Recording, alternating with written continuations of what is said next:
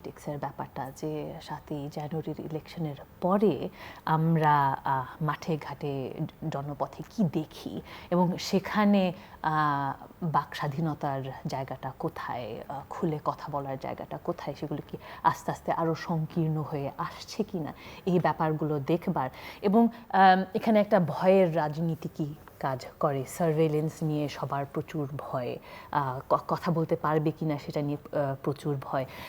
এবং এটাই হয়তো গণতন্ত্রের অভাব হলে হওয়াটাই অনিবার্য, যে আমরা যদি মনে করি এরকমই চলবে, তখন সেখানে আবার বিরোধমূলক কথাবার্তা বলার জায়গাটা আস্তে আস্তে কমে আসতে থাকে। তো যার কারণে আমরা এখন দেখি যে খুব একটা রাস্তাঘাটে কথাবার্তা হচ্ছে না, কিন্তু আবার অন্যভাবে আবার হচ্ছে, যেমন ভারত বয়কটের ব্যাপারটা। আমরা ওটাকে দেখতে পারি একটা প্রক্সি হিসেবে, যে আমরা যেহেতু নিজের দেশের রাজনীতি নিয়ে সরাসরি কথা বলতে পারছি না, আমরা একটা ইস্যু নিয়ে, ভারত বয়কট, ইন্ডিয়া আউট, এই একটা ইস্যু নিয়ে আমরা একটা ট্রান্সফারেন্স অফ রিজেন্টমেন্ট বলতে পারেন। হ্যাঁ, মানে এটা একটা প্রক্সি ওয়ারের মতো, যে আমরা ওই ইস্যু ধরে, কিন্তু কারণ ওটা কিন্তু আবার লিঙ্কড। হ্যাঁ, কারণ ভারত যে সমর্থন দিয়েছে আমাদের সরকারকে ইলেকশনের সময়, সেটার একটা চিত্র তো আমরা পাই। ওবায়দুল কাদের সাহেবই বলেছেন যে ভারত থাকার কারণে তারা অগ্রগতি হতে পেরেছেন। এরকম একটা আবহাওয়ায় আমার মনে হয় যে কিছুটা ভয় বা আশঙ্কা যেটা মানুষের থাকে সরকারের কারণে, সেটা তারা ভারতকে নিয়ে কথা বলে সেটাকে একটু চালিয়ে যায়। হ্যাঁ, যে এখন এটা অ্যান্টি ইন্ডিয়া শোনাচ্ছে, কিন্তু আসলে এটা অ্যান্টি এস্টাবলিশমেন্টই হওয়ার কথা। তো যেহেতু অ্যান্টি এস্টাবলিশমেন্ট হতে পারছে না, তখন তারা এই বয়কট ইস্যুটা নিয়ে আসছে। এবং এখানে তখন চলে আসেন, আপনি বলছেন যেখানে তো আসলে ভারত বাংলাদেশের সম্পর্কতে তো অনেক ধরনের সমস্যা আছে, যে একটা সরকারি পর্যায়ে আমরা মিত্র দেশ, কিন্তু আমরা যদি জনসাধারণের দিক থেকে দেখি, হ্যাঁ, অথবা ভারতীয় সরকার এবং আমাদের দেশে, হ্যাঁ, সেই জায়গাটা থেকে আমরা একটা নিপীড়িত একটা জনগোষ্ঠী হিসেবে নিজেদেরকে মনে করি। এখানে আপনি দেখবেন যে আমাদের দেশেও, ভারতের দেশেও আমরা সবাই একটু ভিকটিম প্লে করার চেষ্টা করি। কিন্তু এটা কেন? এটা একদিকে বলা যেতে পারে হ্যাঁ, এটা একটা স্ট্র্যাটেজিক জিনিস, এটা খুব প্রবলেম্যাটিক, এবং এটা প্রবলেম্যাটিকও অনেক দিক থেকে। কিন্তু এটাও ভাবতে হবে যে এটা কেন।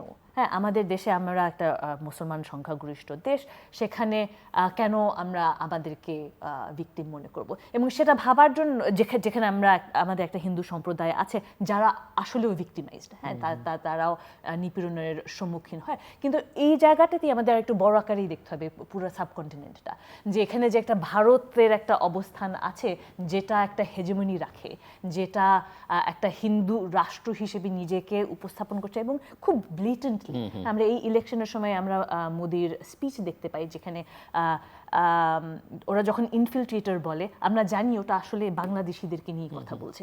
এবং এটা কিন্তু একটা নতুন দিক গত ৫-১০ বছর ধরে, যে পাকিস্তান চায়নার বাইরে ওরা বাংলাদেশকে নিয়ে কথা বলে তাদের অভ্যন্তরীণ পলিটিক্সের কারণে, এবং ওই ইনফিলট্রেটর শব্দটা ব্যবহার করে, ওটা ডগ হুইসেলের মতো, যে ওটা মানেই বাংলাদেশি। এবং এক্স্যাক্টলি, হ্যাঁ, এবং ওরা বলার চেষ্টা করে এটা অভ্যন্তরীণ একটা ব্যাপার, এটা আমাদের কিছু না। কিন্তু আমরা এখন বিশ্বায়নের যুগে আছি, আমরা তো শুনতে পাই এসব, আমরা তো জানি ওরা এগুলো বলে। এবং এই বিশ্বায়নের যুগে অভ্যন্তরীণ বলে কিন্তু আসলে কিছু নাই। আমরা যেমন ইন্টারন্যাশনাল রিলেশনসে গৃহযুদ্ধকে কিন্তু আমরা ইন্টারন্যাশনাল কনফ্লিক্ট হিসেবে ধরি, কারণ গৃহযুদ্ধ আসলে গৃহ থাকে না, এটা বেরিয়ে আসে, সীমানার বাইরে চলে যায়। ঠিক সেভাবেই আপনি বলতে পারেন না যে আমরা বাংলাদেশিদেরকে কিট বলবো, উইপোকা বলবো, যা ইচ্ছা তাই বলবো, এবং বলবো না এটা খালি আমাদের ঘরের মানুষের জন্য, বাইরের জন্য না। এখানে একটা টু লেভেল গেমসের একটা ব্যাপার আছে, যে আমরা ঘরের ভিতরে কি বলি আর ওটার বহির প্রকাশটা কি।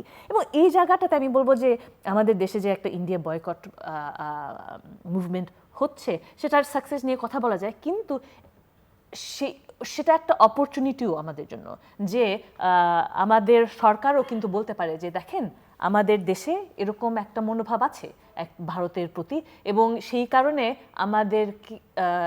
আমাদের ডিমান্ডগুলো আরেকটু সচেতনভাবে গ্রহণ করতে হবে, অথবা আমাদের মেরুদণ্ড একটু শক্ত করতে হবে। হ্যাঁ, যে ভারতের প্রত্যেকটা চাহিদাই যে আমাদের মিটাতে হবে এমন তো কোনো কথা নেই। আপনি ট্রানজিটের কথা বললেন, পানির ব্যাপার আছে, এখানে নানান ধরনের যে গ্যাস উৎপাদনের ব্যাপার আছে, এবং নানান ব্যাপারে একটা জনসাধারণের একটা ধারণা যে প্রত্যেকটা বিষয়ে আমরা বাজে ডিলটা পাই, তারা জিতে যায়, আমরা জিতি না।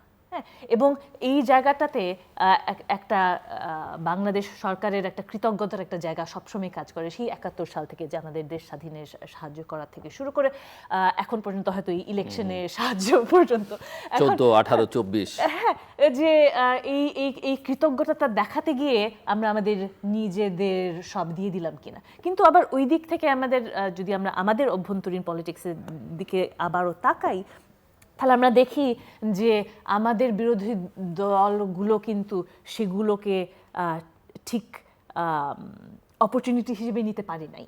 হ্যাঁ, যে এগুলো তো ন্যায্য, আমরা বলতে পারি মানুষের ক্ষোভ সরকারের প্রতি, এগুলো তো বিরোধী দলের ব্যবহার করতে পারার কথা, উচিত, আমরা ভাবি যে করবে। হ্যাঁ, কিন্তু যে আপনি বলছেন যে আমেরিকা এসে আমাদের গণতন্ত্র এনে দিবে, এই আশায় হয়তো বিএনপি সামনে আসে নাই।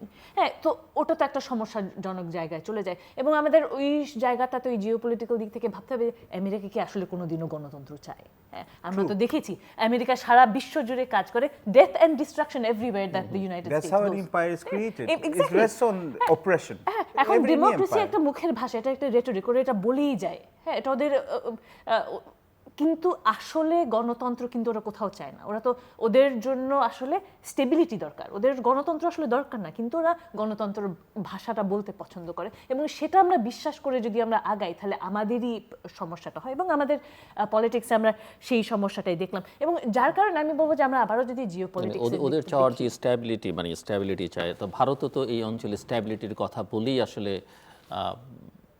আমেরিকাকে ম্যানেজ করা বা চাপ প্রয়োগ করা, যেটাই বলি না কেন, সেটাও তারা করলো। হ্যাঁ, আমরা সেটাও বলতে পারি যে ওই জায়গাটা থেকে আবার একটা কনভার্জেন্স দেখি আমরা, এবং আমি বলবো আবার ওইটা হচ্ছে যে এই বিশ্বায়নের যুগে এখানে একটা গ্লোবাল জায়গা থেকে এই একটা ইন্টারেস্ট আছে, সবাই এই ধরনের স্টেবিলিটি চায়, ব্যবসা করার স্টেবিলিটি, কারণ ওই জায়গাটা থেকেই ওই জায়গায় সবার আবার একটা মতের মিল চলে আসে। কিন্তু আমরা এই যে এই ধরনের হস্তক্ষেপের কারণে আমরা দেখি যে আমাদের দেশে সাধারণভাবে যখন ইসরায়েল প্যালেস্টাইনের যুদ্ধ হয়, তখন কিন্তু মানুষজন আরো অনেক বেশি রাস্তায় এগিয়ে আসে। এবার কিন্তু আমরা দেখিনি সেটা। হ্যাঁ, আমি তো বলবো যে আমরা আমাদের দেশে আমরা ধরে নিতেই পারি যে সবাই প্রো প্যালেস্টাইন। হ্যাঁ, কিন্তু অতীতে আমরা সবসময় দেখেছি যে রাস্তায় মানুষ নামেই না, শুধু আমেরিকান এম্বাসির মুখে, সেটা বামপন্থীরা, আমরা কেন আমেরিকান এমবাসির সামনে নাই এখন? হ্যাঁ, আমাদের যেখানে আমেরিকার কলেজগুলো বন্ধ হয়ে গেছে, ইউনিভার্সিটিতে আরো বেশি আন্দোলন করা হচ্ছে। আপনি দেখেন এখন আমরা আমেরিকার দিকে তাকাই যে, এবং এখানে আমি বারবার এটা বলি যে আমাদের সবসময় সরকার এবং জনসাধারণের মধ্যে পার্থক্যটা করতে হবে। কারণে এবার আমেরিকার বিরুদ্ধে কেউ কিছু বলেনি, সেটা হচ্ছে যে তারা মনে করেছে যে আমেরিকা তাদের পাশে আছে, বা গণতন্ত্রের লড়াইটি আমাদের প্রধান লড়াই। প্যালেস্টাইনের ইস্যু আমরা তাদের প্রতি এমপ্যাথেটিক, বাট পরে সেটাই। এবং যার কারণে আপনি দেখেন যে আমাদের সেখানে আমরা একটু চুপ হয়ে গেছি, কিন্তু ওখানেও তো একটা সমস্যা হয়ে যায়। হ্যাঁ, যে আমরা তাহলে আমরা কিসের জন্য লড়াইটা করি? আমরা যদি আমাদের যুদ্ধ থেকে চেতনাটা নিতে চাই, তাহলে আমরা প্যালেস্টাইনের থেকে কেন দূরে সরে যাব? এবং আরেকটা সমস্যা যেটা চলে আসে এখানে, সেটা আমার মনে হয় এবার খুবই গুরুত্বপূর্ণ, কারণ আমরা আরেকটা যেটা দেখি এই আমেরিকা, ইন্ডিয়া, ইভেন চায়না, ওই জায়গাটা হচ্ছে গিয়ে ইসলামোফোবিয়া, একটা ইসলাম বিদ্বেষী একটা আবহাওয়া যেখানে আছে, সেখানে নানান জায়গায় আমাদের দেশেও আমরা দেখি প্যালেস্টাইনকে একটা ইসলামিস্ট ইস্যু হিসেবে চিহ্নিত করা, যেখানে সেটা কিন্তু ঠিক ইসলামিস্ট ইস্যু না। কিন্তু ঠিক আছে, আপনারা যদি ধরেই নেই যে এটা একটা ইসলামিস্ট ইস্যু, তাহলে আমাদের ইসলামিস্টরা কোথায়? আমাদের না একটা ইসলামিস্ট প্রবলেম আছে, আমাদের না মৌলবাদী হয়ে যাচ্ছে, তো তারা সবাই কোথায়? এই ইসলামিস্ট ইস্যুতে আমরা কাউকে কেন দেখি না? হ্যাঁ, তো ওইখানেও আরেকটা সমস্যা হয়ে যায় যে আমরা আমাদের দেশের মধ্যেই এমন একটা ভাব যে আমরা আমদানি করে নিচ্ছি একটা ইসলাম বিদ্বেষী একটা ধারণা, যার কারণে আমরা প্যালেস্টাইন নিয়ে আমরা কথা বলতে পারবো না। আমরা যদি প্যালেস্টাইন নিয়ে কথা বলি তাহলে সেটা আবার ইসলামিস্ট একটা ইস্যু হয়ে দাঁড়াবে, তখন মানুষ মনে করবে আমরা জঙ্গিবাদী বা কিছু। হ্যাঁ, তো ওরকম একটা ধারণাও চলে আসে। হ্যাঁ, এবং এই জায়গাটাতেও আমি বলবো যে একটা সমস্যা হয়ে যায় যে এই একটা পোলারাইজড একটা সময়ে যখন আমরা আছি, আমরা সবসময় বলতে চাই অসাম্প্রদায়িকতার কথা। হ্যাঁ, এখন এই 7ই জানুয়ারি ইলেকশনের পরের সবচাইতে বড় কথা আমার মনে হয় আমরা যেটা শুনি হচ্ছে কি আমরা অসাম্প্রদায়িক বাংলাদেশ গড়ব। কিন্তু এই অসাম্প্রদায়িক বাংলাদেশ মানে কি, এবং এটার মধ্যে কি এক ধরনের ইসলাম বিদ্বেষী কাজ করে কিনা সেটাও একটা ভাববার বিষয় আছে। তো এবং স্পেশালি যখন আমরা দেখি যে ভারতে এই ধরনের পলিটিক্সটা হচ্ছে এই এনআরসি সিএএ নিয়ে, হ্যাঁ, যেখানে মোদি প্রকাশ্যেই ইসলাম বিদ্বেষী কথাবার্তা বলছেন, অ্যান্টাই বাংলাদেশি কথাবার্তা বলছেন, এবং আমরা সেই জায়গাটায় চুপ আছি। আমরা কেন সেই জায়গাটায় চুপ থাকি? হ্যাঁ, আমরা বলতে চাই যে আমাদের ফরেন পলিসি হচ্ছে গিয়ে একটা এমন ধরনের ফরেন পলিসি যেখানে আমরা সবার সাথে মিলেমিশে থাকি। হ্যাঁ, কিন্তু মিলেমিশে থাকা এবং অপরাধের সম্মুখে চুপ থাকার মধ্যে কিন্তু একটা পার্থক্য এটা আছে। কি সম্ভব কিনা, মানে এটা ফরেন পলিসি যেটা সবার সঙ্গে বন্ধুত্ব, কারোর সঙ্গে বৈরিতে না, 70s হয়তো আমাদের সংবিধানে সেটা ঢুকেছে, কিন্তু আজকের বাস্তবতায় সেটা সম্ভব কিনা সেটা আমি আপনার কাছে শুনবো। আমি পরে আসছি আপনার কাছে। পারভেজ করিম আব্বাসী, আপনি শুনছিলেন এবং আমরা রাজনীতির আলোচনায় আমরা সবাই দর্শকরা মনোযোগ দিয়ে শুনছেন নিশ্চয়ই। অর্থনীতির প্রসঙ্গটা আছে, আপনি নিজে মেলাবার চেষ্টা করছিলেন, এবং এখানে ভারতের প্রসঙ্গ, চায়নার প্রসঙ্গ এবং বাংলাদেশের সঙ্গে ব্যালেন্স করে চলছে, সেজন্য সরকার প্রশংসাও পেয়েছে অনেক। সামনে খবর বেরিয়েছে যে প্রধানমন্ত্রী যাবেন জুলাই মাসে ভারতে, তারপরে তিনি চীনে যাবেন। সো এই যে একদিকে ভারত, অন্যদিকে চায়না, আবার অন্যদিকে মার্কিন যুক্তরাষ্ট্র, বাংলাদেশ আসলে কোথায় আছে এবং কার সঙ্গে আছে, কিভাবে থাকবে? বাংলাদেশের স্বার্থ যেটা নাবিন ভালোভাবে উল্লেখ করলেন, যে সেই স্বার্থটা আসলে আমরা কোথায় বিবেচনা করছি? আমি শুধু একটা কথা, আমি বলার আগে নাবিনের কথা থেকে আমি এখানে তুলছি ওনার কথা।